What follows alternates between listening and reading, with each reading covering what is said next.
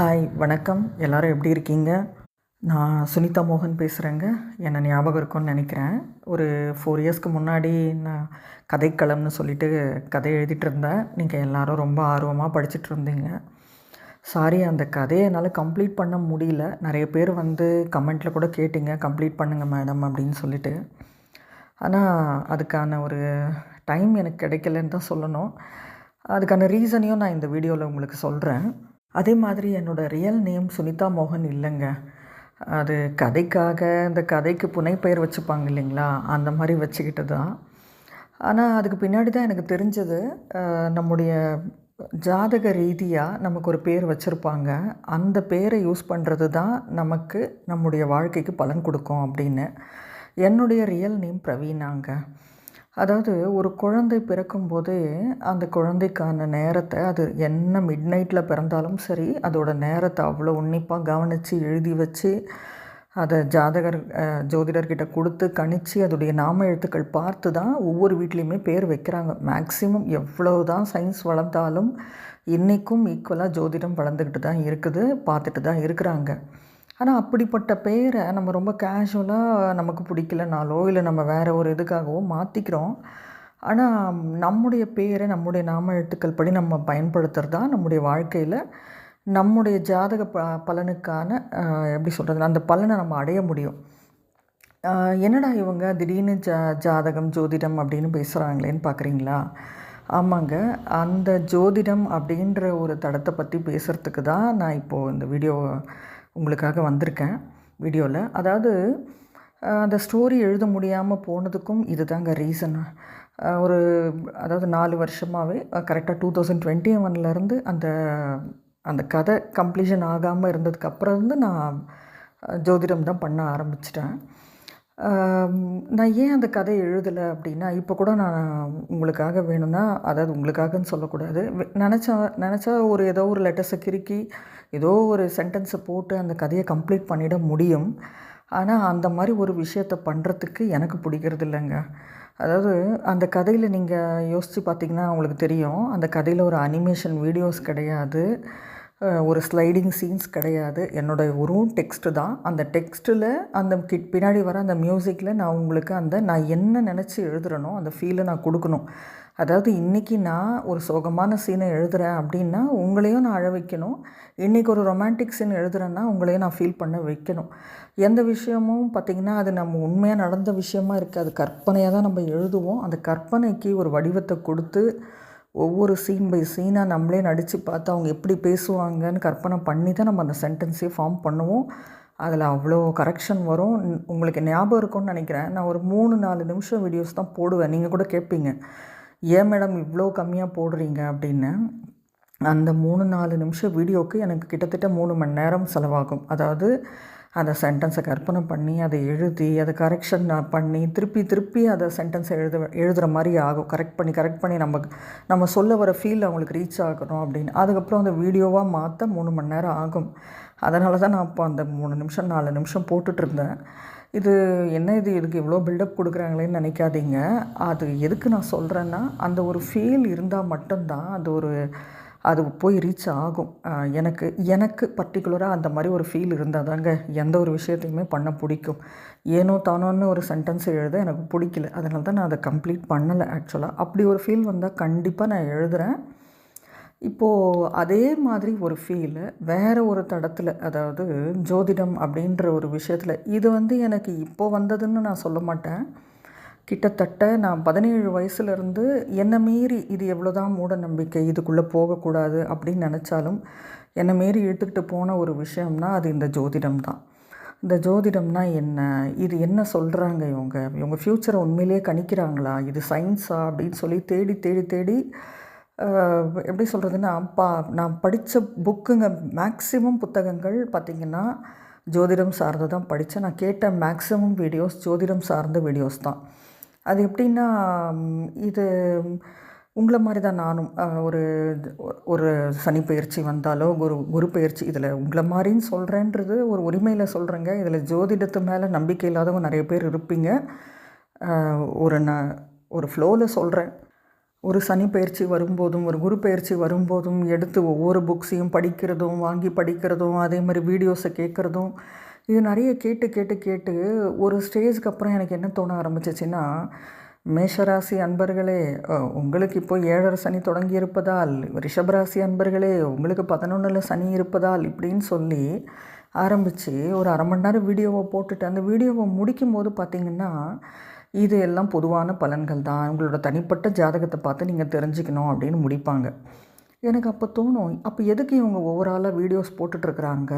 ஒட்டுமொத்தமான மேஷராசிக்கு இது பலிக்குமா? ரிஷப ராசிக்கு இது பலிக்குமா? அப்போ எதுக்கு தனித்தனியாக ஒரு ஜாதகம்னு இருக்குது, ஒரு பிறப்பு கட்டம்னு எதுக்கு இருக்குது? அதே மாதிரி அவங்க சொல்கிற பலன்களும் பார்த்திங்கன்னா ஒரு 10% கூட நம்ம லைஃப்பில் நடந்திருக்காது. ஏன்னு கேட்டிங்கன்னா, ஒரு ஒரு சனி பயிற்சி வரப்போகுதுன்னா ஒரு நூற்றுக்கணக்கான ஆயிரக்கணக்கான வீடியோஸ் வரும். அந்த வீடியோஸில் ஒவ்வொருத்தரும் அந்த வியூஸ்க்காக ஒவ்வொரு விதமாக சொல்லியிருப்பாங்க. அது சில பேர் ரொம்ப நல்லதாக சொல்கிறதும் ரொம்ப கெட்டதாக சொல்கிறதும். இது பார்க்குறவங்களுக்கு இது எப்படி இருக்குன்னா, நம்மளே எப்படி எடுத்துப்போம்னா அப்போல்லாம் நல்லதாக சொன்னால் இந்த ஜோதிடர் ரொம்ப நல்லா சொல்கிறாரு, இது நமக்கு பலிக்கும்னு நினச்சி நம்மளே நம்புவோம். ரொம்ப கெட்டதாக சொல்லிட்டாங்கன்னா இவர் சரியாக சொல்கிறதில்ல அப்படின்னு நம்மளே முடிவு பண்ணிவிடுவோம். உண்மையாக பார்த்தா அவங்க நல்லதாக சொல்கிறத நம்ம தான் மேனிஃபெஸ்ட் பண்ணி அதை நடக்க வைக்கிறோம். அதே மாதிரி கெட்டதாக சொல்கிறதையும் ரொம்ப உள்ளே எடுத்துக்கிட்டு போய் இது நடந்துரும்னு மேனிஃபெஸ்ட் பண்ணி அதை நடக்க வைக்கிறதும் நம்ம தான். அதில் பலன்கள் அப்படின்னு சொல்கிறதுன்னு பார்த்திங்கன்னா ஓவராலாக ஒரு 10%ன்னு கூட நான் சொல்லக்கூடாது. இது வரைக்கும் எனக்கு அது பெருசாக பலித்த மாதிரி நான் உணரலை. இது எதுக்கு சொல்கிறேன்னா, இது நான் எந்த ஜோதிடத்தையும் இதுவாக பேசணுன்னோ, இன்னொரு ஜோதிடரை பற்றி இதுவாக பேசணுன்னோ நான் சொல்லலைங்க. நான் முதல்ல வேதிக்லேருந்து தான் நான் ஆரம்பித்தேன் சொல்லப்போனால்.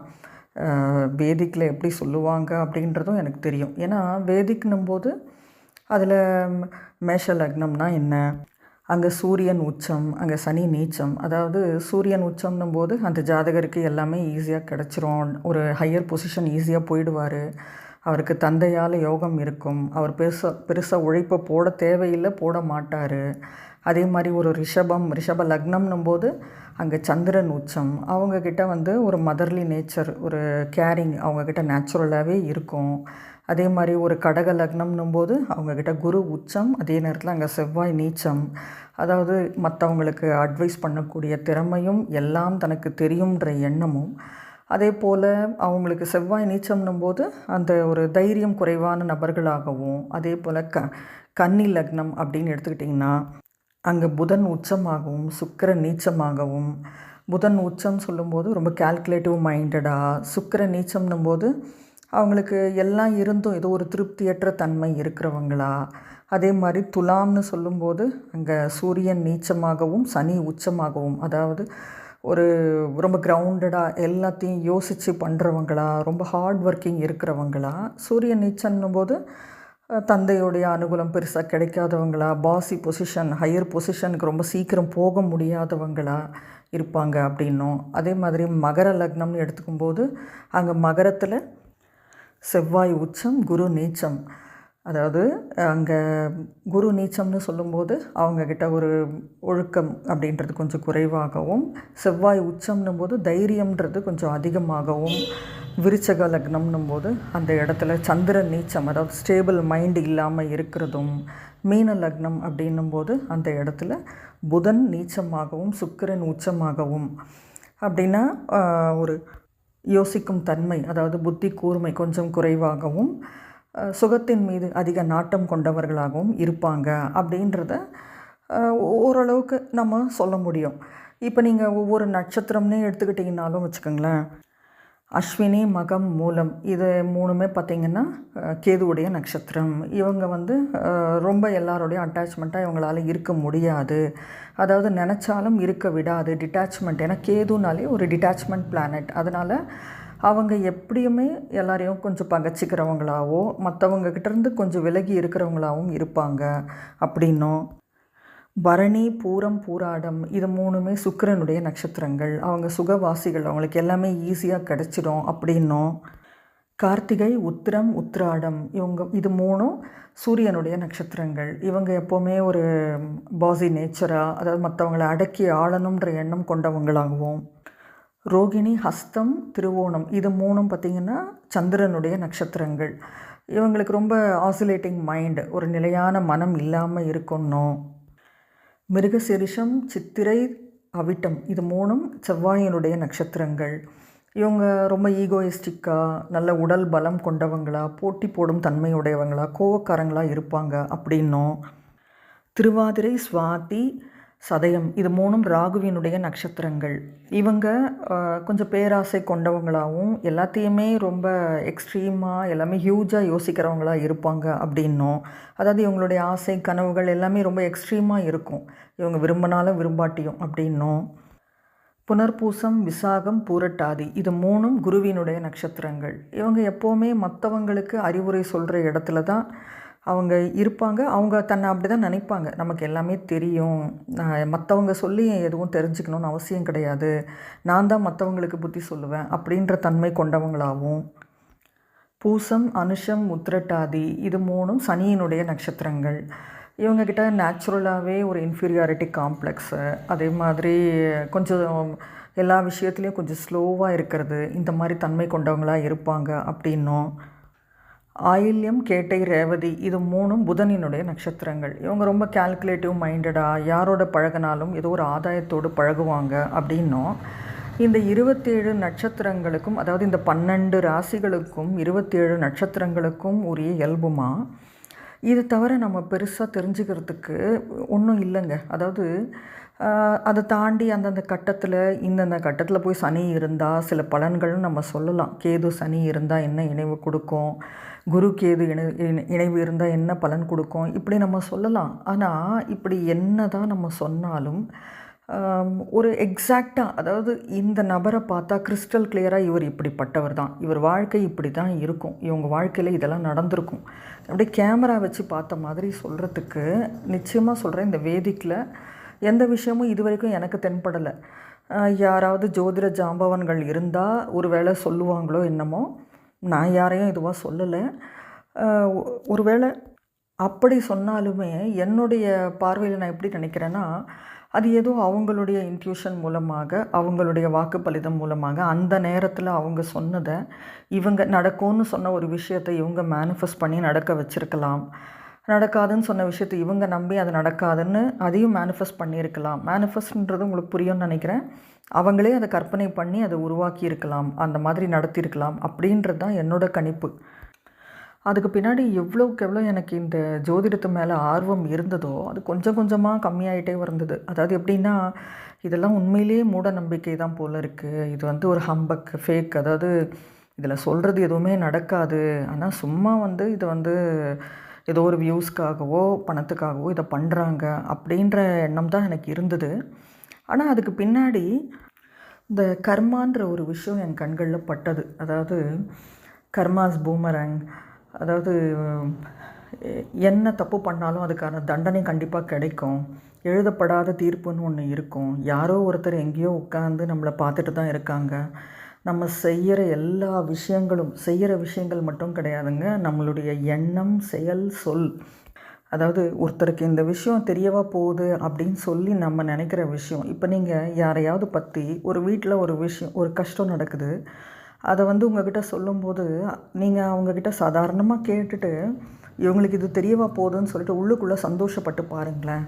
கொஞ்ச நாளைக்குள்ளவே அதே கஷ்டம் வேறு விதத்தில் உங்கள் வீட்டில் உங்களுக்கு ரொம்ப பிடிச்சவங்களுக்கோ இல்லை உங்களுக்கோ நடந்த மாதிரி நமக்கே அது வந்து நம்மளை அடிச்சுட்டு போகிற மாதிரி இருக்கும். இது வந்து ஒரு எண்ணத்துக்கே உள்ள பலன் இருக்குது. அதாவது அப்போ ஒரு சொல் நம்ம வாயிலிருந்து வெளியில் வந்துட்டால் அதே அந்த சொல்லுக்கான பலன் திருப்பி நம்மக்கிட்ட ரிஃப்ளெக்ட் ஆகும்.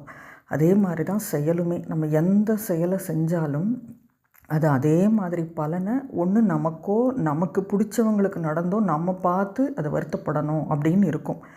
இது கர்மா, அதாவது கர்ம விதி என்ன வேணால் சொல்லலாம்.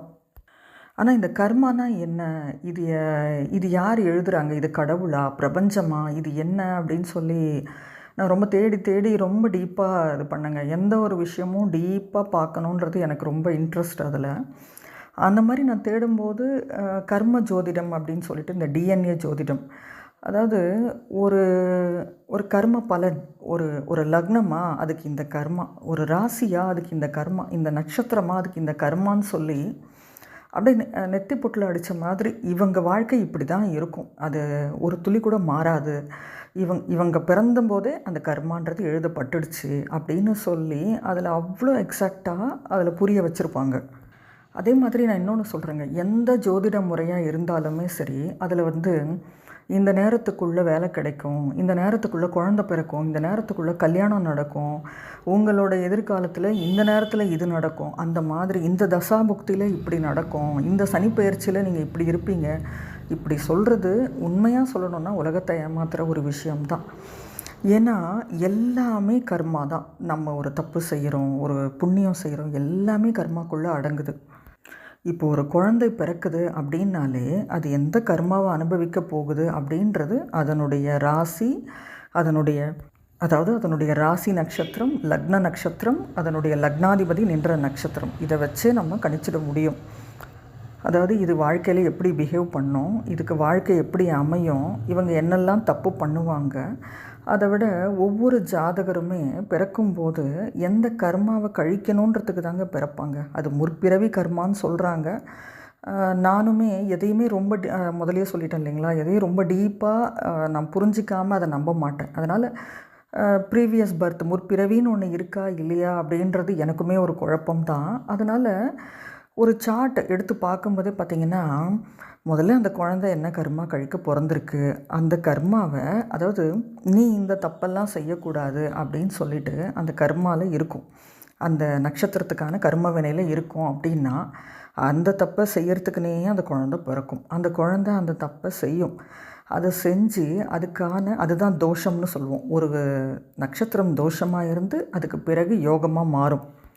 அந்த தோஷம் யோகம்ன்றது கூட என்ன தெரியுங்களா, நம்ம தப்பு செய்யும்போது அது தோஷமாக இருக்கும். அந்த தப்பை உணர்ந்து திருத்தி அக்செப்ட் த ரியாலிட்டி, அதாவது என்னுடைய கஷ்டத்தை, என்னுடைய கர்மாவை கழிக்கிறேனா அப்படின்னு சொல்லி அதை ஏற்றுக்கிட்டு கழிக்க ஆரம்பித்த உடனே அது யோகமாக மாறி அதுக்கான பலன்களையும் கொடுக்க ஆரம்பிக்கும். இது யார் புரிஞ்சுக்கிறாங்களோ அவங்க லைஃப்பில் சக்ஸஸ் ஆவாங்க. இதை நீங்கள் எப்படி கழிக்கணும் அப்படின்னு சொல்லி கொடுக்கறது தான் இந்த கர்மாவே. இப்போது நான் இந்த கர்ம ஜோதிடத்தை பற்றி உதாரணத்துக்கு அதாவது இப்போ நம்ம ஒரு ஸ்வீட் கடைக்கு போகிறோம், அங்கே நீங்கள் இந்த ஸ்வீட் எப்படி இருக்குதுன்னு கேட்டால் ஒரு ஸ்வீட் எடுத்து கொடுப்பாங்க இல்லைங்களா, அந்த மாதிரி ஒரு சாம்பிளுக்கு நான் கொஞ்சம் சொல்கிறேன், அது உங்களுக்கு பிடிக்குதான்னு பாருங்கள்.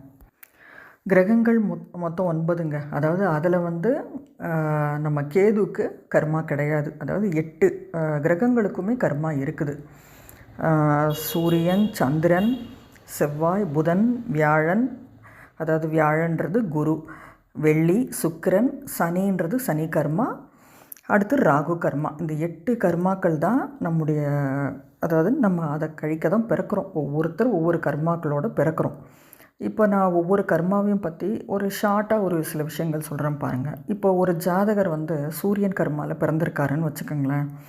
அந்த ஜாதகர் ரொம்ப பாசி நேச்சராக, அதாவது தனக்கு கீழே வேலை செய்கிறவங்கள ரொம்ப இல்ட்ரீட் பண்ணுவார். இல்ட்ரீட்னா அவர் நல்ல சம்பளம் கூட கொடுத்துருவார், ஆனால் அவங்கள ரொம்ப வேலை வாங்கிறது, அவங்களும் ஒரு மனுஷங்க தான் அப்படின்றதே உணராமல் அவங்களுடைய உழைப்பை அப்படி உறிஞ்சுவாங்க, ரத்தத்தை அந்த அளவுக்கு வேலை வாங்கி தன்னுடைய பாசி நேச்சரை காட்டிக்குவாங்க. அந்த ஜாதகருக்கு பார்த்திங்கன்னா ஒரு சில காலகட்டங்களுக்கு பிறகு ஒரு சரியான வேலைக்காரர், அவங்க யாராக வீட்டில் ஹவுஸ் ஒய்ஃபாக இருக்கிற லேடிஸாக கூட இருக்கட்டும், இல்லை ஒரு ஆஃபீஸில் இருக்கிறவங்களா இருக்கட்டும், அவங்களுக்கு பாருங்கள் ஒரு சரியான வேலைக்காரர் அப்படின்றவங்க கிடைக்க மாட்டாங்க. கடைசியில் அவங்களையே இறங்கி அந்த கஷ்டம்னா என்ன அப்படின்னு உணர வைக்கிற அளவுக்கு அந்த வேலையை செய்ய வைக்கும். அதுதான் சூரியன் கர்மா. ஒருத்தர் சூரியன் கர்மாவில் பிறக்கிறாருன்னா இதுதான், அவங்க இந்த மாதிரி அவங்கள இல்ட்ரீட் பண்ணாங்கன்னா அது தோஷமாக செயல்பட்டுருக்குன்னு அர்த்தம். எப்போ அந்த ஜாதகர் உணர்ந்து இப்படி நம்ம நடக்கக்கூடாது, இது ரொம்ப தப்புன்னு சொல்லி எல்லாரையும் சமமாக, அவங்க இன்னும் சொல்லணுன்னா வேலைக்காரர்களையே ரொம்ப வார்த்தைகளால் கூட ரொம்ப நோக்கடிப்பாங்க. அதாவது அவங்களுக்கு ஒரு சரியான மரியாதை கொடுக்க மாட்டாங்க, வாண்டடாகவே கொடுக்கக்கூடாதுன்னு நினைப்பாங்க. அந்த மாதிரி இல்லாமல் எப்போ நம்ம சமமாக நடத்தணும்னு நினைக்கிறாங்களோ அப்போவே அவங்களுடைய அந்த தோஷம்ன்றது விலகி யோகமாக மாறி செயல்பட ஆரம்பிச்சிடும். அப்படின்னா என்னென்னா அவங்களுக்கு உரிய வேலை செய்கிறதுக்கான ஆட்கள், நபர்கள், ஒரு ஆஃபீஸில் அந்த மாதிரி ஆள் கிடைக்கலன்னா யோசிச்சு பாருங்களேன், அது எவ்வளோ கஷ்டம். இது அவங்களோட போகாதுங்க. அவங்களுடைய சந்ததியரும் பார்த்திங்கன்னா அந்த சூரியன் கர்மாக்கான இதுலேயே பிறப்பாங்க, கர்ம வினையிலேயே. அவங்களுமே பார்த்திங்கன்னா அதுவும் சூரியன் கர்மாக்கான எதிர்வினையில் பிறப்பாங்க. எப்படின்னா ஒவ்வொரு கர்மாக்கும் அவங்களுடைய குழந்தைகள் பார்த்திங்கன்னா எதிர்வினையான கர்மாவில் பிறப்பாங்க. அதாவது அவங்களுடைய குழந்தைகளை யாரோ பாசி நேச்சரில் இல்ட்ரீட் பண்ணக்கூடிய அளவுக்கு ஒரு பொசிஷனில் அவங்க இருக்கிற மாதிரி, அதாவது அவங்க லோ பொசிஷனில் இருந்து அவங்க பாஸ் அவங்கள இல்ட்ரீட் பண்ணுற மாதிரி, இதை பார்த்து இவங்க ஃபேஸ் பண்ணணுன்ற மாதிரி, இப்படி தான் நமக்கு ஒரு கர்மா கனெக்டிவிட்டியே வருது. நமக்கும் குழந்தைங்களுக்கும் இந்த மாதிரி அனுபவிக்கணுன்றது விதி. இதை அவங்க மாற்றிக்கிட்டாங்க அப்படின்னாலே அது யோகமாக செயல்பட்டு அவங்களுக்கும் அவங்களோட குழந்தைகளுடைய லைஃபுக்கும் அது நிறைய நன்மைகளை கொடுக்க ஆரம்பிக்கும். இது பார்த்திங்கன்னா இந்த சூரியன் கர்மாவில் அஸ்வினி, அனுஷம், ஆயில்யம், பூரட்டாதி இந்த 4 நட்சத்திரங்களும் பிறப்பாங்க.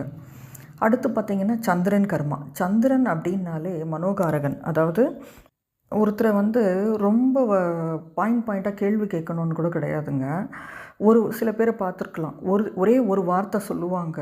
அந்த எதிராளி அந்த ஒரு வார்த்தையை கேட்டு ரொம்ப ஒரு நாளெல்லாம் யோசித்து தலைவலி அந்த அளவுக்கு ஃபீல் பண்ணுற அளவுக்கு அந்த வலியை இவங்க கொடுப்பாங்க.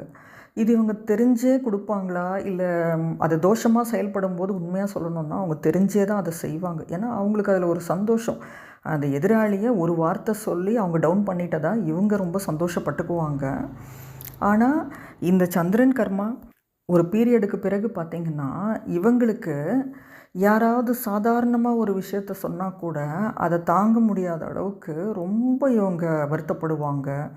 அதே நேரத்தில் ரொம்ப யோசித்து யாராவது ஒரு சின்ன விஷயம் சொல்லிட்டா கூட அதை யோசித்து ஒரு மென்டலி அஃபெக்ட் ஆன ஆளுங்க மாதிரி ஆகிடுவாங்க. சில பேர் அதனாலேயே அந்த மாதிரி அதிகமான யோசனைகளால் ரொம்ப ஆரம்பத்தில் நல்ல ஆக்டிவாக இருக்கிற பர்சன்ஸ் கூட பார்த்திங்கன்னா போக போக போக ஒரு மாதிரி மனநிலை நல்லா தான் இருப்பாங்க அவங்க. ஆனால் மனநிலை பாதிக்கப்பட்ட மாதிரி பேசுகிறது சில நேரத்தில். இந்த வயசானவங்க கொஞ்சம் வயசு ஸ்டார்ட் பண்ணும்போதே அப்படி ஆகிறதுக்கெல்லாம் அதுதான் காரணம். அவங்க பார்த்திங்கன்னா கண்டிப்பாக அது ஒரு ஆணாக இருந்தாலும் சரி, பெண்ணாக இருந்தாலும் சரி, அவங்க மற்றவங்களை ரொம்ப ஈஸியாக வார்த்தைகளால் நோகடிக்கிறது, அதே மாதிரி மற்றவங்களை எதிராளியை ஒரு தவறானவங்களை சித்தரிக்கிறது, இந்த மாதிரிலாம் பண்ணுவாங்க. இவங்களுக்கு இதே மாதிரி இதை எதிர்வினையாக கொண்ட குழந்தைகள் பிறந்து அதாவது அந்த குழந்தைங்களை யாரோ ஒருத்தர் பண்ணுறதை இவங்க பார்த்து அனுபவிப்பாங்க. அதாவது இதை அவங்க யோகமாக மாற்றணுன்னா என்ன பண்ணணுன்னா, மற்றவங்க மனசை நோகடிக்காத மாதிரி பேச ட்ரை பண்ணணும். அதே மாதிரி ஒரு வேளை இவங்க நிறைய மற்றவங்கள நோகடிச்சிட்டாங்க, அதுக்காக நிறைய ஃபீல் பண்ணுறாங்க, அதை மாற்றிக்கணும்னு நினைக்கிறாங்க அப்படின்னா மற்றவங்களுக்கு நிறைய ஆறுதல் வார்த்தைகள் கொடுக்கறது. ஒருத்தருக்கு நம்ம மெடிசன் கொடுக்கறத விட ரொம்ப சிறப்பான விஷயம் மற்றவங்களுக்கு ஆறுதல் வார்த்தைகள் பேசுகிறது. அது யாராவது ஒருத்தர் கஷ்டத்தை சொல்லும்போது அதை கேட்குறது, அவங்களுக்கு ஆறுதலாக ஏதாவது ஒரு 4 வார்த்தைகள் பேசுகிறது, இப்படி அவங்க கண்டினியூஸாக பண்ணிகிட்டே வந்தாங்கன்னா அது யோகமாக மாற ஆரம்பிக்கும். அதாவது அது யோகமாக மாறுது அப்படின்னா அதுக்கான பலன் கண்டிப்பாக அவங்களுக்கு கிடைக்கும். அடுத்தது செவ்வாய் கர்மா. அதாவது செவ்வாய் அப்படின்னாலே உடன்பிறப்புகள்கிட்ட விட்டு கொடுக்காமல் போகிறவங்க, அதே மாதிரி உடன்பிறப்புகளுக்கு கொடுக்க வேண்டிய சொத்துக்கள், அதாவது அதை சரிசமமாக கொடுக்காம அவங்கள ஏமாத்துறவங்களோ, தான் அதை அபகரித்து வச்சுக்கிறவங்களோ, இந்த மாதிரி இருக்கிறவங்க வீட்டில் அந்த செவ்வாய் கர்மா அப்படின்றது இருக்கும். இப்போது இந்த மாதிரி இருக்கிற வீட்டில் பார்த்திங்கன்னா திருமணத்தில் தாமதம் ஏற்படுறது, இளம் வயதிலேயே திருமண வாழ்க்கையை இழந்து போகிறது, இந்த மாதிரி விஷயங்கள் நடக்கும். இப்போது இதை நம்ம யோகமாக மாற்றணும் அப்படின்னா உடன் பிறந்தவங்கக்கிட்ட முடிஞ்ச வரைக்கும் விட்டு கொடுத்து போகிறது, அதே மாதிரி அவங்களுக்கு கொடுக்க வேண்டிய சொத்துக்கள் அதையெல்லாம் ஒழுங்காக சரிசமமாக பிரித்து கொடுக்கறது, இதெல்லாம் பண்ணாலே அது யோகமாக மாறிடும். நம்ம யாரையும், அதான் நான் முதலியே சொல்லிட்டேன், யாரும் பார்க்கலனோ எந்த விஷயத்தையும் ஏமாற்றிட முடியாதுங்க. அப்படி ஏமாத்தினா அதுக்கு கர்மாவில் எல்லா செயலுக்கும் ஒரு தண்டனை அப்படின்றது இருக்குது. அடுத்து பார்த்திங்கன்னா புதன் கர்மா. அதாவது புதன் அப்படின்னாலே கம்யூனிகேஷன் அப்படின்னா, இப்போது புதன் கர்மா அப்படின்னும்போது என்னென்னா, இப்போது இந்த விஷயம் இவங்கக்கிட்ட சொன்னால் பிரச்சனையாகும் அப்படின்னு தெரிஞ்சு அந்த விஷயம் அவங்கக்கிட்ட சொல்கிறது. அதே மாதிரி இந்த விஷயத்த நம்ம சொன்னோன்னு யாருக்கும் தெரிய போகிறதில்ல அப்படின்னு நினச்சி அந்த விஷயத்தை ஒருத்தர்கிட்ட சொல்லி அது பல பேருக்கு பரவி அதனால் அந்த வீட்டில் அந்த ஃபேமிலியில் ஒரு பிரச்சனை உருவாகிறதோ, ஒரு சண்டை உருவாகிறதோ, இப்படி காரணமாகறதுக்கு காரணமாக இருக்கிறது எதுன்னா புதன் கர்மா. அதாவது இந்த புதன் கர்மா அப்படின்றது எப்படின்னாங்க, நம்ம சொல்கிறது யாருக்கும் தெரிய போகிறதில்ல அப்படின்னு சொல்லி அந்த கம்யூனிகேஷன் அப்படின்ற ஒரு விஷயத்தை தப்பு தப்பாக யூஸ் பண்ணுறது. இங்கேருந்து அங்கே, அங்கேருந்து இங்கே, அதே மாதிரி இந்த விஷயத்த சொல்லக்கூடாதுன்னா அதை போய் முதல்ல சொல்கிறது, இந்த மாதிரியெல்லாம் செஞ்சு அந்த கர்மாவை ரொம்ப தோஷமாக முதல்ல நிறைய செயல்படுத்திடுவாங்க. இது தோஷமாக இருக்கும்போது என்ன ஆகும் அப்படின்னா, அவங்களோட படிப்பை தடை பண்ணுறது, அவங்களுடைய திறமைகள், அதாவது அது எந்த இடத்துல காமிக்கிறதுன்னு தெரியாமல், அதுக்கு ஒரு சரியான தடம் தெரியாமல் இருக்கிறது, எல்லா திறமையும் இருந்துமே மற்றவங்களால் முட்டாள்கள் அப்படின்னு காமிக்கப்படுறது. இன்னும் சொல்லணுன்னா தங்கிட்ட நிறைய திறமை இருக்கும். இன்னொன்று தோஷம் அப்படின்றது என்னென்னா, புதன் கர்மாவில் நிறைய திறமை இருந்து நிறைய விஷயங்கள் தெரிஞ்சு அதை மற்றவங்களுக்கு சொல்லி கொடுத்தா அவங்க எங்கே அதை கற்றுக்கிட்டு அடுத்த லெவலுக்கு போயிடுவாங்களோ அப்படின்னு சொல்லி மற்றவங்களுக்கு கற்றுக் கொடுக்காமல் இருக்கிறது. இதெல்லாம் இந்த புதன் கர்மாவில் இருக்கிறவங்க செய்வாங்க. இது அவங்களுடைய தோஷம். இதை அவங்க யோகமாக மாற்றணும் அப்படின்னா அந்த கம்யூனிகேஷன்றதை அவங்க முதல்ல பாசிட்டிவாக மாற்றணும். எந்த ஒரு தப்பான விஷயமும் இவங்க மூலமாக பரவக்கூடாது. ஏன்னா இவங்க சொல்கிற, முக்கியமாக புதன் கர்மாவில் ஒருத்தர் பிறக்கிறாங்க அப்படின்னா அவங்க சொல்கிற வார்த்தைகள், அவங்க பேசுகிற பேச்சு, அவங்க அனுப்புகிற டெக்ஸ்ட், அவங்க அனுப்புகிற வாய்ஸ் எல்லாமே ஒரு என்ன சொல்கிறது, ஏதோ ஒரு இதுவை உருவாக்கும்னு அர்த்தம், ஒரு அதிர்வை உருவாக்கக்கூடியது. அதனால் எல்லாத்துலேயும் ரொம்ப கேர்ஃபுல்லாக இருக்கணும். அதே மாதிரி தனக்கு தெரிஞ்ச வித்தை, தனக்கு தெரிஞ்ச ஞானம், அது எதுவாக இருந்தாலும் அதை கொஞ்சம் கூட மறைச்சி வைக்காமல் மற்றவங்களுக்கு சொல்லி கொடுக்கணும். அப்படி சொல்லி கொடுத்தீங்கன்னா அந்த அடுத்த கட்டத்துக்கு அந்த தோஷம்ன்றது விலகி யோகமாக மாறி அந்த புதன் கர்மாவுக்கு நீங்கள் எப்படி அந்த அடையாளம் அது கிடைக்கலன்னு ஏங்குறீங்களோ அது கிடைக்க ஆரம்பித்து அதில் ஷைனாக ஆரம்பிச்சிருவாங்க.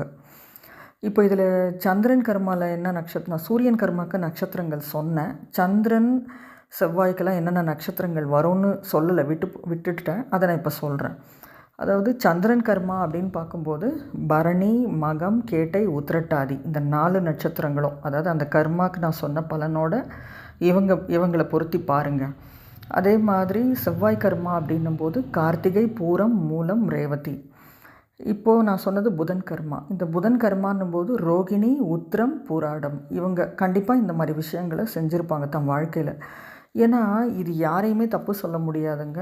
ஒரு ஜாதகர் பிறக்கும் போதே அவங்க என்னெல்லாம் செய்வாங்க அப்படின்றது விதிக்கப்பட்டிருக்கு. அதை அவங்க சில காலங்கள் செஞ்சு அதை உணர்ந்து ரியலைஸ் பண்ணி அதிலிருந்து அதை அவங்க வெளியில் யோகமாக மாற்றணும். அதுதான் விதி. அடுத்தது குரு கர்மா. குருன்றது அதாவது வார்த்தைகளால் மற்றவங்களை நோக்கடிக்கிறவங்களும், சபையில் வச்சு ஒருத்தரை கேள்வி கேட்டு அசிங்கப்படுத்துகிறவங்களும், அதாவது நீங்கள் டிஃபெண்ட் பண்ணுறதுக்கு கேள்வி கேட்டாலும் சரி, நியாயத்தை தட்டி கேள்வி கேட்டாலும் சரி, கேள்வி கேட்குறதுன்றதே தப்பு தான். மற்றவங்கள வார்த்தைகளால் நோக்கடிக்கிறவங்க எல்லாருக்குமே குரு கர்மான்றது க்ரியேட் ஆகிடும். அப்போனா யாருமே தப்பு பண்ணுறவங்கள கேட்கவே கூடாதா அப்படின்னா, நான் ஏற்கனவே சொன்ன மாதிரி கர்மாவில் எல்லா தப்பு பண்ணவங்களுக்கும் அவங்கவுங்க தப்பு பண்ணுறதுக்கான தண்டனைகள் இருக்குது. இதை நம்ம யாரும் புதுசாக தப்பு பண்ணி கேள்வி கேட்டு அதை நம்ம இன்னொரு கர்மாவாக உருவாக்க தேவையில்லை. கர்மாவை கூட்டிக்க தேவையில்லை. இன்னொரு கர்மாவை நம்ம உருவாக்க மாட்டோம். நம்ம பிறந்த கர்மாவை தான் நம்ம அனுபவிப்போம். அந்த கர்மாவை நம்ம கூட்டிக்குவோம். அதுதான் எந்த ஜாதகரை நம்ம எந்த கர்மா செய்யக்கூடாதுன்றோமோ அவங்க அதை செய்யாமல் இருக்கிறது தான் அவங்களுக்கு பெரிய சேலஞ்சு. ஏன்னா அதை செய்யறதுக்கான சிச்சுவேஷன்ஸ் அவங்கள தூண்டும். அதுதான் உண்மை. இப்போ அப்படிப்பட்ட அந்த குரு கர்மா அந்த மாதிரி மற்றவங்களை கேள்வி கேட்டு அந்த மாதிரி கர்மாக்களை கூட்டிக்கிட்டவங்களுக்கு என்ன நடக்கும் அப்படின்னா, அவங்க வீட்டில் நிறைய கடன் உருவாகும், அவங்க வீட்டில் நகைகள் அடமானத்துக்கு போகும், அவங்க வீட்டில் தான் டிலேடு சைல்டு பர்த் இஷ்யூஸ், இதில் ஏதாவது ஒன்று அந்த வீட்டில் இருக்கும். இது எப்படி நம்ம யோகமாக மாற்றணும் அப்படின்னா, அக்செப்ட் த ரியாலிட்டி. யார் என்ன தப்பு செஞ்சாலும் அதை கடவுளோ பிரபஞ்சமோ கர்மாவோ பார்த்துக்கோன்னு சொல்லி நாம் நம்ம வேலையை பார்த்துக்கிட்டு போகிறது. அதுதான். அதே மாதிரி அந்த கர்மாவை கழிக்கணும் அப்படின்னா, உங்கள் கண்ணு முன்னாடி தெரிகிற குழந்தைங்களுக்கு ஏதாவது நோட் புக்ஸ் வாங்கி கொடுக்கறது, அவங்களுக்கு ஏதாவது ஆர்ஃபனேஜில் போய் ஏதாவது குழந்தைங்கள் இருந்தால் அவங்களுக்கு ஹெல்ப் பண்ணுறது. ஏன்னா குருன்றது குழந்தைகள், அவங்களுக்கு ஏதாச்சும் நீங்கள் ஹெல்ப் பண்ணுறதுன்றது குருவை திருப்திப்படுத்துகிற மாதிரி.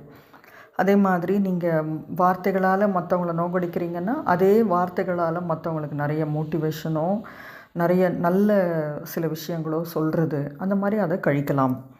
அடுத்து சுக்கிரன் கர்மா. அதாவது சுக்கிரன் கர்மா அப்படின்னும்போது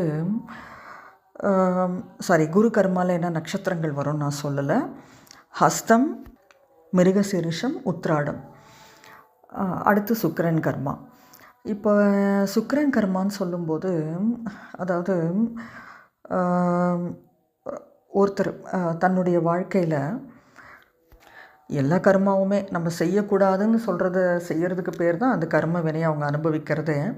இப்போ இந்த சுக்கிரன் கர்மாவில் இருக்கிறவங்க என்ன செய்யக்கூடாதுன்னா, மற்றவங்க வாழ்க்கையை இவங்க கெடுக்கக்கூடாது. அதாவது இவங்களுடைய எண்ணத்தாலேயோ பேச்சாலேயோ அதாவது ஒழுக்கம் அப்படின்ற விஷயம் இவங்களுடைய நடத்தைனாலேயோ மற்றவங்களுடைய வாழ்க்கையில் இவங்க இன்டர்ஃபியர் ஆகி அவங்க வாழ்க்கையை கெடுக்கக்கூடாது.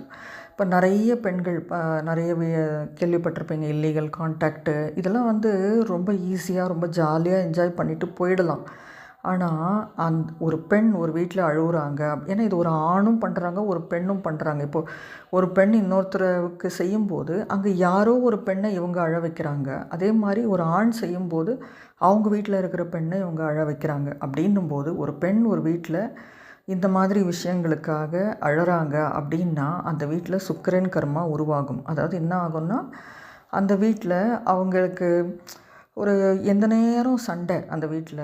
அதாவது ஒரே வீட்டில் 2 படுக்கை அறைகள் இருப்பது, அவங்களோட திருமண வாழ்க்கை கடைசி வரைக்கும் திருப்தியற்ற தன்மையாக இருக்கிறது, நிறைய மன முறிவு கூட ஏற்படாது, அதாவது டிவோர்ஸ் வரைக்கும் கூட போகாது. ஆனால் ஒரே வீட்டில் சண்டை போட்டுக்கிட்டு லைஃப் லாங் அவங்க ஒரு நிம்மதியற்ற சூழலை அனுபவிப்பாங்க. அந்த லைஃப் பார்ட்னர் அப்படின்றவங்க கிட்டேருந்து அவங்களுக்கு அந்த அன்புன்ற விஷயமே கிடைக்காது. அது ஈவன் லைஃப் பார்ட்னர் கிட்டேருந்துன்னு இல்லை, யார்கிட்ட இருந்துமே இவங்க யார்கிட்டெல்லாம் அன்பை எதிர்பார்க்குறாங்களோ அவங்கக்கிட்ட இருந்தெல்லாம் இவங்களுக்கு அன்பு கிடைக்காது. அதை மீறி அவங்க அன்பு காட்டுறாங்கன்னாலும் அந்த அன்பை இவங்களால் உணர முடியாது. இவங்க எப்படி நினைப்பாங்கன்னா, அந்த டைமில் கூட ஏதோ நம்மக்கிட்ட இருக்கிற பணத்துக்காகவோ ஆதாயத்துக்காகவோ தான் இவங்க நம்ம மேலே அன்பு காட்டுற மாதிரி நடிக்கிறாங்க அப்படின்னு நினைப்பாங்க. அதே மாதிரி இவங்களுக்குமே யார் மேலேயும் அந்த அன்பு அப்படின்றது எப்படி காட்டணுன்றது தெரியாது. இவங்க என்ன பண்ணணுன்னா, இவங்களுடைய வாழ்க்கையில் இதை கழிக்கணும் அப்படின்னா ஜஸ்ட் அக்செப்ட் த ரியாலிட்டி. யார்கிட்ட இருந்துமே அவங்க அன்பை எதிர்பார்க்கக்கூடாது. நான் கொடுக்க மட்டுமே பிறந்திருக்கிறேன் அப்படின்னு சொல்லிட்டு நீங்கள் அன்பை கொடுக்குறீங்களோ இல்லையோ, உங்களால் என்னெல்லாம் செய்ய முடியுமோ அதையெல்லாம் செய்யணும். அதாவது ஃபினான்ஷியல் ஹெல்ப்பு. ஏன்னா எப்போவுமே இந்த சுக்கிரன் கர்மாவில் இருக்கிறவங்களுக்கு அன்பு தட்டுப்பாடு இருக்கும், ஆனால் பணத்தட்டுப்பாடு இருக்காது. அதனால் மற்றவங்களுக்கு பணத்தினால் ஏதாவது உதவி செய்கிறதோ, மற்றவங்களை சந்தோஷமாக வச்சுக்க முயற்சி செய்யணும். அன்பை கூட கொடுக்க ட்ரை பண்ணணும். ஏன்னா இவங்க எப்படி ஆகிடுவாங்கன்னா, ஒரு ஸ்டேஜுக்கு அப்புறம் யாரும் என்கிட்ட அன்பு காட்ட மாட்டுறாங்க, நான் ஏன் அன்பு காமிக்கணும் அப்படின்னு இவங்களும் மாறுறாங்க. அப்படி இல்லாமல் இவங்க அன்பு காட்டணும் மற்றவங்க மேலே. அப்படி காட்ட ஆரம்பித்தாங்கன்னா அது யோகமாக மாற ஆரம்பிக்கும். அதுக்கு பிறகு இவங்க வாழ்க்கை வேறு விதமாக மாறும். அதாவது வாழ்க்கையில் ஒரு பார்ட் ஒரு மாதிரி இருக்கும். அதாவது இப்போது ஒவ்வொரு கர்மாவுமே கழிக்கும்போது அதனுடைய இன்னொரு இதுவை நம்ம பார்ப்போம். இப்போ இவங்க வாழ்க்கை இவங்க என்னெல்லாம் ஆசைப்பட்டாங்க, எப்படியெல்லாம் இருக்கணும்னு ஆசைப்பட்டாங்க, அதெல்லாம் நடக்க ஆரம்பிக்கும். இந்த சுக்கிரன் கர்மாவில் பிறந்திருக்கிற நட்சத்திரங்கள் எதுவாக இருக்கும் அப்படின்னா, திருவாதிரை, சித்திரை, திருவோணம். அடுத்து பார்த்திங்கன்னா சனி கர்மா. சனின்னு சொல்லும்போது சனினாலே பொதுவாகவே அதனுடைய உருவம் சார்ந்தோ எதுவோ நம்ம ஒரு அருவருக்கத்தக்க ஒரு விஷயம் அப்படின்ற மாதிரி தான் அந்த சனினாலே. அதே மாதிரி தான் அதாவது நம்மளை சுற்றி வேலை செய்கிறவங்களில் நம்ம யாரையெல்லாம் ரொம்ப இதுவாக நினைப்போம். அதாவது இந்த டாய்லெட் க்ளீன் பண்ணுறவங்க, குப்பை இது பண்ணுறவங்க, அந்த மாதிரி அழுக்கு படிந்த உடைகள் அணிந்து அழுக்கு படிந்த வேலைகள் செய்கிறவங்க எல்லாருமே அண்டர் சனியுடைய கர்ம பதிவுக்கு கீழே தான் வருவாங்க.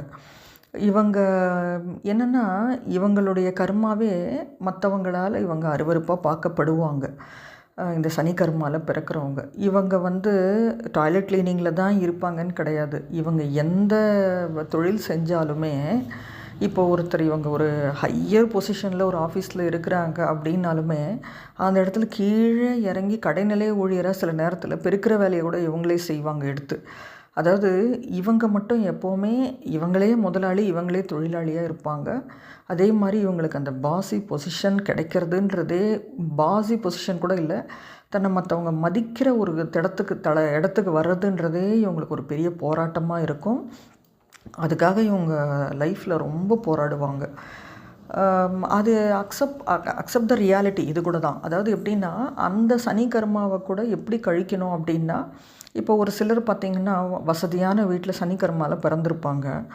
அவங்கள எங்கேயாவது நீங்கள் ஒரு வேலைக்கு அனுப்புனீங்க அப்படின்னா, நான் ஏன் இதை கழிக்கணும், நான் ஏன் இதை அனுபவிக்கணும், இவன் வந்து என்னை இல் ட்ரீட் பண்ணுவான், இவன் வந்து என்னை இப்படி பேசுவான், நான் அதை பொறுத்துக்கணுமா அப்படின்னு சொல்லிட்டு வேலையை தூக்கி போட்டு வந்துடுவாங்க. அதே ஒருத்தர் குடும்ப சூழ்நிலை காரணமாகவோ ஏதோ ஒரு விஷயமா அவங்க அந்த இடத்துல இருந்து தான் ஆகணும், பொறுத்து தான் ஆகணும். இது வந்து ஆஃபீஸில் தான் நடக்கும்னு கிடையாதுங்க. ஒரு வீட்டில் கூட ஒரு ஹவுஸ் ஒய்ஃபாக இருக்கிறவங்களுக்கு கூட நடக்கும். அவங்கள வந்து ஒரு நல்ல ஒரு எப்படி சொல்கிறது, ஒரு ஒரு மருமகளா அந்த மாதிரி இருக்கிறவங்கள கூட ஒரு வேலைக்காரருக்கு நிகராக அங்கே அவங்கள இது பண்ணுவாங்க.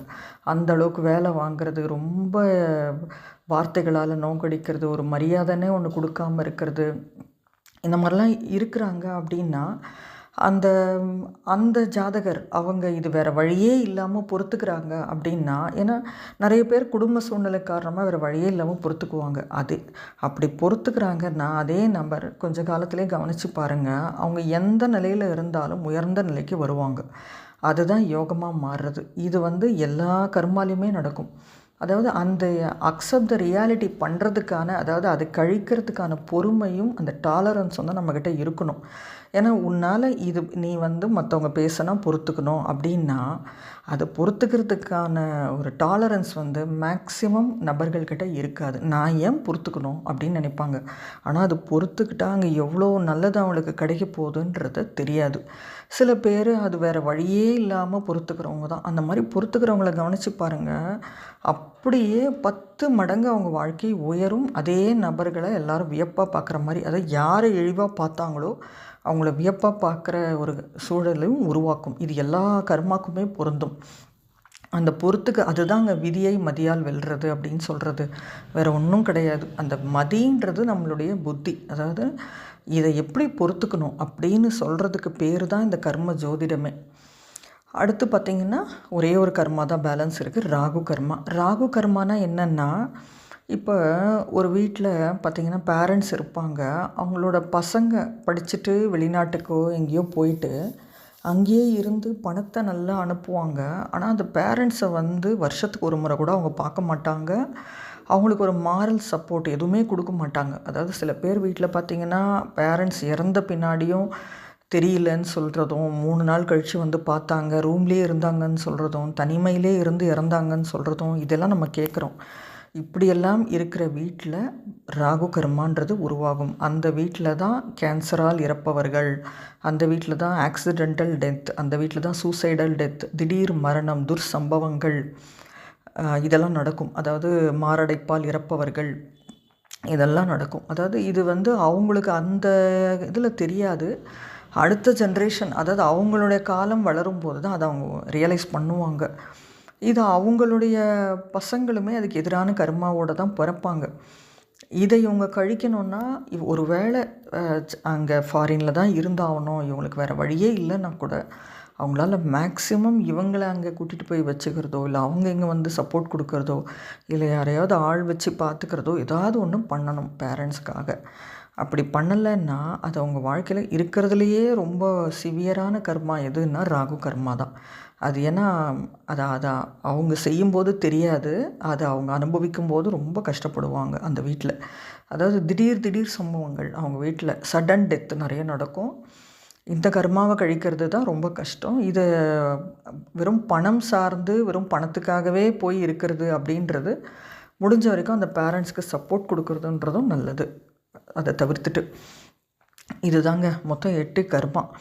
இந்த கர்மாவை நம்ம எப்படி கழிக்கலாம், அதாவது எப்படி இருந்தால் அதை கழிக்க முடியும், அதை சொல்கிறதுக்கு பேர் தான் இந்த கர்ம ஜோதிடம். அதாவது ஒவ்வொரு ஜாதகரும் ஜாதக கட்டத்தில் ஒரு 3 கர்மாவில் பிறப்பாங்க. அதாவது லக்னம், ராசி, லக்னாதிபதி இந்த 3 கர்மாக்களை அனுபவிக்க தான் அந்த ஜாதகர் பிறப்பார். அந்த ஜாதகருக்கு அது முதல்ல தோஷமாக செயல்படும். அப்படின்னா என்னென்னா, முதல்ல அந்த ஜாதகர் நீ இதெல்லாம் செய்யக்கூடாது அப்படின்னு சொன்னால் அதை தான் செஞ்சுட்டு இருந்திருப்பார். அதை செஞ்சு அதை யாராவது ஒருத்தர் சொல்லணும் அவங்களுக்கு, நீ இதெல்லாம் செய்யக்கூடாது அப்படின்னு. அப்படி சொல்லும்போது அது செய்யாமல் இருக்கிறது முதல்ல அவருக்கு ஒரு பெரிய டாஸ்க்காக இருக்கும்.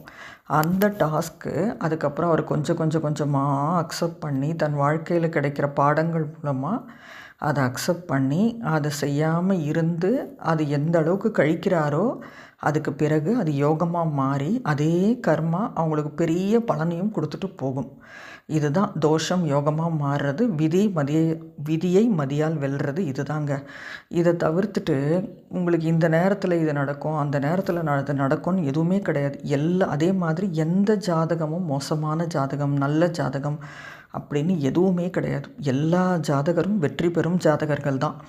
அதை நம்ம எப்படி கழிக்கிறோன்றதுல தான். சில பேர் இதை நீ செய்யக்கூடாது அப்படின்னு சொன்ன பின்னாடியும் என்னால் அதெல்லாம் முடியாதுன்னு செஞ்சுட்டே கடைசி வரைக்கும் இருந்துட்டு என் வாழ்க்கையில் எதுவுமே நல்லது நடக்கலை அப்படின்னு கேட்குறது, அது யார் மேலே தப்பு?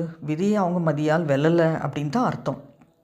எந்த ஒரு ஜாதகருக்கு அந்த ஞானம் கிடைக்குதோ அவங்க அட்லீஸ்ட் அதுக்கு முயற்சியாவது பண்ணுவாங்க. சில பேர் அதை பர்ஃபெக்டாக செஞ்சு முடித்து சக்ஸஸும் பண்ணுறாங்க. இன்னும் சில பேர் அதை அந்த விதியையும் கழிச்சிடுறாங்க எப்படியோ. அதே மாதிரி அது எப்படி கழிப்பாங்கன்னா, இப்போ உங்களை ஒருத்தர் கஷ்டப்படுத்துகிறாங்கன்னு வச்சுக்கோங்களேன், அவங்களுக்கு நீங்கள் தேங்க்ஸ் தான் சொல்லணும். ஏன்னா உங்கள் கர்மாவை கழிக்கிறதுக்கு தான் கழிய வைக்கிறதுக்கு தான் அவங்க வந்திருக்காங்கன்னு அர்த்தம். உங்களை ஒரு மாமியார் ஒரு மருமகளை இல்ட்ரீட் பண்ணிகிட்டே இருக்கிறாங்க. அந்த மருமகளால் எதிர்த்து எதுவுமே பேச முடியல, அவங்களுக்கு சப்போர்ட் யாருமே இல்லை அப்படின்னா அவங்க அதை அக்செப்ட் பண்ணிகிட்டே வராங்க. அதுதான் அக்செப்ட் த ரியாலிட்டி. அது அவங்களுடைய கர்மாவை அவங்க கழிச்சிட்டு வராங்கன்னு அர்த்தம். உண்மையாக சொல்லணுன்னா அந்த மாமியார் அதுக்கு ஹெல்ப் பண்ணிகிட்ருக்குறாங்கன்னு அர்த்தம். அந்த கர்மாவை கழித்து முடித்து அவங்களுக்கு அது யோகமாக மாறி அவங்க வாழறதையும் இவங்க பார்க்க முடியும். இதுதான் அந்த தோஷம் யோகமாக மாறுறது அப்படின்றது. அது எப்படி கழிக்கணும், ஒவ்வொருத்தருடைய ஜாதகத்தில் என்னென்ன கர்மாக்கள் இருக்குது, அதுக்கு நம்ம எப்படியெல்லாம் அதை அக்செப்ட் பண்ணணும் அப்படின்னு சொல்கிறது தாங்க இந்த கர்ம ஜோதிடம்ன்றது. நான் இதில் ரொம்ப டீப்பாக கனெக்ட் ஆகிட்டேன். இது எனக்கு ரொம்ப பிடிச்சிருந்தது. அதனால் உங்களுக்கு சொல்லணும், கன்வே பண்ணணுன்றதுக்காக தான் இந்த வீடியோ. அதாவது இந்த வீடியோவை போட்டுட்டு இந்த வீடியோவுக்கு கீழே என் நம்பரை போடுறேன், என்னை காண்டாக்ட் பண்ணுங்கள், என்கிட்ட அந்த மாதிரி சொல்கிறதுக்காக இந்த வீடியோ கிடையாது. எனக்கு தனியாக கிளைண்ட்ஸ் இருக்கிறாங்க. எந்த கிளைண்ட்ஸையும் இது வரைக்கும் நான் தேடி போனது கிடையாது. எந்த ஆடும் நான் கொடுத்தது கிடையாது. எந்த ரெஃபரன்ஸும் எனக்கு கிடையாது. எனக்கு தானாக தேடி வரவங்க தான், அதாவது என்னுடைய ப்ரெடிக்ஷன் பிடிச்சி என்கிட்ட தேடி வரவங்க தான், அவங்களுக்கு தான் நான் பலன் சொல்கிறேன். இதை நான் பெருசாக பணத்துக்காக அப்படின்ற இதில் பண்ணுறதில்ல. ஏன்னா நான் எனக்கு ஃபீல் ஆகிற ஒரு விஷயத்தை தான் நான் செய்வேன் அப்படின்னு நான் முதலையே சொல்லிட்டேன். இதை நிறைய இந்த கர்மாவை நான் படித்து அதை ஃபேஸ் பண்ணி, அதே மாதிரி உங்களுக்கு இவ்வளோ விஷயங்கள் சொல்கிறேன்னா, நான் ஒரு கோட்டில் படித்தேன், அதாவது ஒரு தத்துவத்தில் படித்தேன்.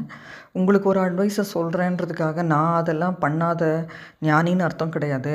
அந்த தப்பெல்லாம் பண்ணதுனால தான் எனக்கு இதெல்லாம் தெரிஞ்சது, அதனால தான் இந்த அட்வைஸை பண்ணுறேன் அப்படின்ற மாதிரி அந்த கோட் இருந்தது. அது இங்கிலீஷில் இருந்தது. அந்த மாதிரி தாங்க எல்லாருமே இப்போ எனக்கு என்ன கர்ம பதிவு இருக்கோ அதை நான் பண்ணி என்னால் முடிஞ்ச வரைக்கும் அதை அக்செப்ட் பண்ணி அக்செப்ட் த ரியாலிட்டின்னு கொண்டு வர ட்ரை பண்ணுறேன். நானுமே ஞானி கிடையாது. இதை உங்களுக்கு கன்வே பண்ணணும்னு நினச்சேன், பண்ணிட்டேன். இதை பிடிச்சவங்க கமெண்ட் பண்ணுங்கள், லைக் கொடுங்க. என்னோடய வீடியோஸ் உங்களுக்கு பிடிக்கும்னு நம்புகிறேங்க. தேங்க்யூ.